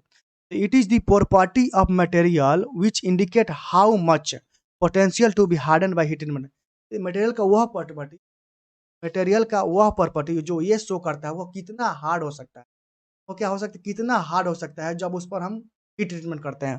तो हीट ट्रीटमेंट के द्वारा मटेरियल कितना हार्ड हो सकता है, ये जो प्रॉपर्टी शो करता है इसको बोलते हैं हार्डनेबिलिटी करते हैं। ठीक है दोस्तों? ध्यान में रखेंगे, आपको समझ में आया होगा। ये देखिए मेटल का वह प्रॉपर्टी जो कितना हार्ड हो सकता है, जब उस पर हम क्विंचिंग करेंगे, जब उसमें हीट ट्रीटमेंट प्रोसेस करेंगे, तो कितना उसमें मेटल का पोटेंशियल है वो हार्ड होने का, ठीक है? ये इसको बोलेंगे हम हार्डनेबिलिटी बोलेंगे दोस्तों। देखिए मान लीजिए ये मटेरियल हो गया, इस पर हम क्विंचिंग किया तो कितना वो अंदर तक वो हार्ड हो गया, ठीक है? How deep the steel can be harden upon quenching, जब वो क्विंचिंग करेंगे तो कितना वो अंदर तक वो हार्ड हो गया। ये जो प्रॉपर्टी शो करता है इसको बोलेंगे हार्डनेबिलिटी। दोस्तों एग्जाम में पूछा जाता है, चाहे इंटरव्यू में पूछा जाता है कि हार्डनेबिलिटी और हार्डनेस में क्या अंतर है? दोस्तों जो हार्डनेस होता है, वो हार्डनेस क्या होता है, वो रेजिस्ट टू आइडेंटेशन, पेनिट्रेशन, स्क्रैचिंग और सरफेस एब्रेशन को रेजिस्ट करता है। लेकिन हार्डनेबिलिटी क्या शो करता है, वो कितना वो पोटेंशियल है उसमें, कितना पोटेंशियल है हार्ड होने के लिए, ठीक है? जब हम उस पर हम हीट ट्रीटमेंट प्रोसेस करेंगे, ये जो प्रॉपर्टी शो करता है इसको बोलेंगे हार्डनेबिलिटी बोलते हैं। जो हार्डनेबिलिटी जो होता है वो फेरस एलॉय के लिए जर्मनी टेस्ट के द्वारा होता है, ठीक है? जर्मनी टेस्ट में क्या होता है दोस्तों, इस प्रकार का जर्मनी टेस्ट होता है। इसमें क्या होता है, ये हम एक पिक्चर लगा लेते हैं, इसमें क्या है, ये मेरा स्पेसिमेन है, इस पर हम क्या स्प्रे करते हैं, क्विंचिंग करते हैं लगभग 24 डिग्री सेल्सियस के अंदर, ठीक है। क्विंचिंग करने के बाद हम देखते हैं कि ये मटेरियल कितना हार्ड हुआ। इससे हम पता करते हैं कि ये मटेरियल कितना हम क्विंचिंग किए तो कितना ये मटेरियल हार्ड हुआ। ये मेरा टेक्निक है जर्मनी टेस्ट के द्वारा हार्डनेबिलिटी टेस्ट करने के लिए, ठीक है। तो दोस्तों हार्डनेबिलिटी जो होता है वो 2 चीज़ पर डिपेंड कर सकता है। वो solubility of percentage of carbon atom, कितना परसेंटेज ऑफ कार्बन एटम अच्छा तरीके से उसमें सोल्युबिलिटी है। तीसरा डिपेंड करता है कूलिंग मीडियम क्या रखे हैं, कूलिंग मीडियम कौन-सा रखे हैं, बैरन एक होता है बेराइन सॉल्यूशन जो होता है जिसमें ऑयल ये जो होता है, तो ये डिपेंड करता है कि आप किस प्रकार कूलिंग मीडियम यूज़ कर रहे हैं, किस और उसमें सोलबिलिटी ऑफ कार्बन एटम कितना है। ठीक है दोस्तों, ध्यान में रखेंगे। मैं आशा करता हूँ कि दोस्तों आप हार्डनेबिलिटी और हार्डनेस में अंतर समझ गए होंगे। मैं जितना मैकेनिकल प्रॉपर्टीज़ पढ़ाया उसमें उसको आप अच्छा से समझ गए होंगे। ठीक है दोस्तों। तो दोस्तों चलिए हम आगे सॉल्व करते हैं, कुछ क्वेश्चन लाया हूँ। ठीक है दोस्तों। दोस्तों अगर आप इस चैनल पर नहीं हो तो प्लीज़ सब्सक्राइब कर लीजिए, क्योंकि एक वीडियो बनाने में बहुत ही मेहनत लगता है। ये क्वेश्चन को ढूँढ के लाना और पीपीटी बनाना दोस्तों बहुत ही मेहनत लगता है। इसलिए आप चैनल को ज़रूर सब्सक्राइब कीजिए, अपने दोस्तों को शेयर कर दीजिए, क्योंकि बहुत ही मेहनत लगता है दोस्तों, ठीक है? आपके लिए क्वेश्चन ढूँढ के लाना, ठीक है? चलिए दोस्तों, हम ऑलरेडी पढ़ा चुका हूँ ये जो क्वेश्चन है। The unique property of cast iron, देखिए the unique property of cast iron is it high. Cast iron में क्या हाई होता है देखो। क्या हाई होता है, ठीक है दोस्तों। तो दोस्तों हम मैलिएबिलिटी पढ़ाए थे, मैलिएबिलिटी में cast iron, malleability material cast iron होता ही नहीं, डक्टिलिटी होता ही नहीं, सरफेस फिनिश होगा नहीं। तो क्या होगा, ब्रिटल मटेरियल, ब्रिटल होगा। ये तो कास्ट आयरन जो होता है, क्या होता है, ब्रिटल मटेरियल होता है, ठीक है। इसका ब्रिटलनेस क्या होता है, जब सबसे ज़्यादा हाई होता है, ठीक है दोस्तों, ध्यान में रखेंगे। दूसरा क्वेश्चन की बात करेंगे दोस्तों, ये देखिए, ये जो क्वेश्चन है ऑलरेडी एग्जाम में पूछा जा चुका है, इसरो टेक्निकल असिस्टेंट 2016 में आ चुका है, ठीक है। हैज मैक्सिमम मैलिएबिलिटी, तो देखिए ये जो 4 ऑप्शन दिए गए, इससे पूछ रहा है कौन सबसे ज़्यादा मैक्सिमम मैलिएबिलिटी है, इसका सबसे ज़्यादा मैक्सिमम मैलिएबिलिटी है, ठीक है दोस्तों। एल्युमिनियम हो गया, कॉपर हो गया, लेड हो गया, राउट आयरन हो गया। तो इसका दोस्तों जो आंसर क्या होगा, इसका होगा लेड होगा। एल्युमिनियम तो होगा नहीं दोस्तों, एल्युमिनियम इससे कम होता है। हमने पढ़ाया दोस्तों कि लेड और लगभग एप्रोक्सीमेट गोल्ड, दोनों लगभग सेम ही मैलिएबिलिटी रखता है। गोल्ड जो होता है वो डक्टिलिटी भी ज़्यादा होता है उसका और मैलिएबिलिटी भी ज़्यादा, लेकिन लेड का सिर्फ मैलिएबिलिटी ज़्यादा होता है, ठीक है दोस्तों, ध्यान में रखेंगे, ठीक है। ये भी दोस्तों एग्जाम में आ चुका है, एसएससी जेईई जो 25/1/2018 को एग्जाम हुआ था, मॉर्निंग सेशन में वहाँ पर ये पूछा गया था। डीएमआरसी में भी आ चुका है, 2017 में आया हुआ है, ठीक है दोस्तों। अब दोस्तों हम बात करते हैं तीसरा क्वेश्चन का, ठीक है। The property of material by virtue of which it can be beaten beaten it can be rolled into plates। दोस्तों ये बात हम ऑलरेडी बता चुका हूँ कि ये तो डायरेक्ट डिफिनेशन ही पूछ चुका है। हम बताएं कि जब कंप्रेसिव लोड लगा के जब उसको हम थिन शीट में कन्वर्ट करते हैं, इस प्रकार का जो मटेरियल प्रॉपर्टी शो करता है, इस प्रकार के मटेरियल को प्रॉपर्टी क्या बोलते हैं, मैलिएबिलिटी प्रॉपर्टी बोलते हैं, ठीक है दोस्तों। और जो जिसमें वायर ड्राइंग होता है उसको क्या बोलते हैं, जिस पर ड्रॉ कर सकते हैं हम, जिस पर टेंसाइल लोड लगता है, वो क्या डक्टिलिटी होता है। इलेक्ट्रिसिटी में क्या होता है दोस्तों, ये ओरिजिनल शेप आ जाता है आफ्टर रिमूवल ऑफ लोड। इसमें क्या होता है, आफ्टर रिमूवल ऑफ लोड ये लार्ज परमानेंटली डिफॉर्म हो जाता है, इस प्रकार का जो गुण होता है उसको प्लास्टिसिटी बोलते हैं। ये भी ऑलरेडी एग्जाम में आ चुका है दोस्तों, डीएमआरसी में आ गया है, यूपीपीएससी, ट्रिपल एससी, जेईई में आ गया है, एनटीपीसी बिहार 2017 में 3 बार आ चुका है दोस्तों, बहुत ही अच्छा एग्जाम क्वेश्चन है। टफनेस इज रिलेटेड टू दोस्तों, टफनेस हमने क्या पढ़ा है, the energy absorbing capacity of material before fracture, fracture होने से पहले वो जितना एनर्जी अब्जॉर्ब करता है उसको बोलते हैं हम टफनेस बोलते हैं, ठीक है दोस्तों, क्या होता है टफनेस। और रेजिलियंस क्या होता है दोस्तों, इलास्टिक लिमिट के अंदर जो जितना एनर्जी अब्जॉर्ब करता है उसको बोलते हैं रेजिलियंस बोलते हैं दोस्तों। आप आशा करता हूँ कि समझ गए होंगे टफनेस और रेजिलियंस के बीच के डिफरेंस, ठीक है दोस्तों। तो एक आंसर देखते हैं, क्या मोमेंट ऑफ इनर्शिया नहीं होगा, हार्डनेस नहीं होगा, एनर्जी अब्जॉर्ब बिफोर फ्रैक्चर, यही होगा दोस्तों इसका आंसर सही। तो मैं आशा करता हूँ कि आपको ये वीडियो समझ में आया होगा। आपको वीडियो ये कैसा लगा आप कमेंट में ज़रूर बताइए। यदि कहीं आपको डाउट रह गया है तो इसमें कमेंट में कीजिए, मैं आपको ज़रूर आपको डाउट क्लियर करूँगा दोस्तों। दोस्तों आप यदि इस चैनल पर नहीं होंगे तो प्लीज़ सब्सक्राइब कर लीजिए, क्योंकि बहुत ही मेहनत लगता है दोस्तों वीडियो बनाने में। दोस्तों एक्चुअली मैं बहुत सारे क्वेश्चन को इसमें कवर नहीं किया, क्योंकि ये वीडियो ऑलरेडी लॉन्ग हो जाता है, ठीक है दोस्तों। मैं जो नेक्स्ट वीडियो जब फटीग, क्रीप फेलियर और डक्टाइल एंड फ्रैक्चर पढ़ाऊँगा, ब्रिटल फ्रैक्चर, तो उसमें मैं लगभग 50-60 क्वेश्चन कराऊँगा जो कि इससे रिलेटेड है। तो उसमें मैं क्वेश्चन करा दूँगा, ठीक है। ऑलरेडी मैं 100 150 क्वेश्चन इससे इस टॉपिक से सिर्फ़ हम खो खोज के रखा हूँ, जो कि ऑलरेडी एग्ज़ाम में आ चुका है, ठीक है दोस्तों। इस वीडियो में नहीं डालने की वजह है कि बहुत ज़्यादा वीडियो लॉन्ग हो जाएगा। दोस्तों आप चैनल पर नहीं हो तो प्लीज़ सब्सक्राइब कर लीजिए मेरा चैनल टेक मेक टॉक्स में टॉक्स को शेयर ज़रूर कीजिए, सब्सक्राइब ज़रूर कीजिए, क्योंकि बहुत ही मेहनत लगता है दोस्तों। Thank you, thank you, thank you.